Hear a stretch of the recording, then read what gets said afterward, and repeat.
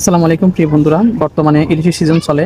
তো এই ইলিশের সিজনে কিন্তু প্রতারকরা অনেক ভাবে প্রতারণা করে আপনার কাছ থেকে টাকা হাতিয়ে নেওয়ার চেষ্টা করবে। তো আমি সবাইকে অনুরোধ করব, অগ্রিম কোনো টাকা দিয়ে আপনারা ইলিশ কিনবেন না। কোনো পেজ থেকে অগ্রিম কোনো টাকা দিয়ে ইলিশ কিনবেন না। ক্যাশ অন ডেলিভারি যদি কেনা হয় সেটা ভালো, ঠিক আছে? কারণ গত বছর আমাকে এরকম, শুধু আমি না, অনেক হাজার হাজার মানুষ এরকম প্রতারিত হয়েছে।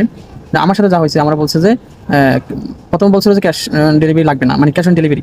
পরে বলছে যে ভাইয়া শুধু আমাদের ওই বক্সটা জন্য আপনি 550 টাকা দেবেন, ঠিক আছে? আর বাকিটা আপনার মাল আপনার কাছে গেলে আপনি টাকা দেবেন, ঠিক আছে?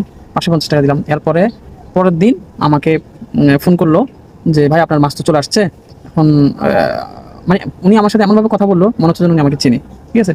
তো আপনার মাছটা আপনার বাসায় দিয়ে আসবো। এখন আপনি একটা কাজ করেন না, ওই যার কাছ থেকে অর্ডার করছেন তার কাছ থেকে একটা সিরিয়াল নাম্বার আছে, নাম্বারটা নেন।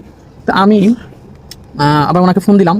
ফোন দেওয়ার পর উনি বললো যে হ্যাঁ ঠিক আছে, মাছ তো চলে গেছে আপনার দিতে, আপনি একটা কাজ করেন, আপনি 850 টাকা বিকাশ করে দেন, ঠিক আছে? আমি আপনাকে দিলাম 850 টাকা কেন, আমি পুরো টাকাটাই আপনাকে দিব, মাছটা আপনি পাঠিয়ে দেন, ঠিক আছে? বলে যে ভাইয়া যেটা রুলস সেটা কি, মাছ তো চলেই গেছে আপনার ঘর দরজায়, ঠিক আছে? আপনি এত টেনশন নিচ্ছেন কেন? আপনি 850 টাকা পাঠিয়ে দেন, আমি আপনাকে সিরিয়াল নাম্বারটা দিচ্ছি, আপনার ডেলিভারি ম্যান আপনার বাসায় নিয়ে দিয়ে আসবে। আমি আসলে মানে বুঝতে পারলাম যে আসলে এখানে একটু প্রতারণা হচ্ছে। তো আমি ওনাকে সরাসরি বলে দিলাম, ভাই আপনি মাছটা যখন আমার বাসায় চলেই আসছে এক বুঝে, তাহলে এখানে আসলে আমি সব টাকা পরিশোধ করবো, তাতে সমস্যা কি? আপনি এখন যদি পারেন মাছটা আমার বাসায় আনি দেন, আমি টাকা সম্পূর্ণ পরিশোধ করি, ব্যাস, হলে হবে না হলে নেই।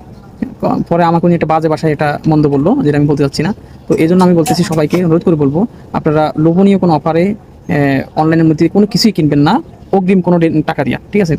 যদি যেরকম লোভনীয় হোক না কেন, ক্যাশ অন ডেলিভারিতে যদি হয়, আপনি জিনিসটা দেখলেন, যাচাই বাছাই করলেন, ভালো হলো, তখন আপনি কিনেন।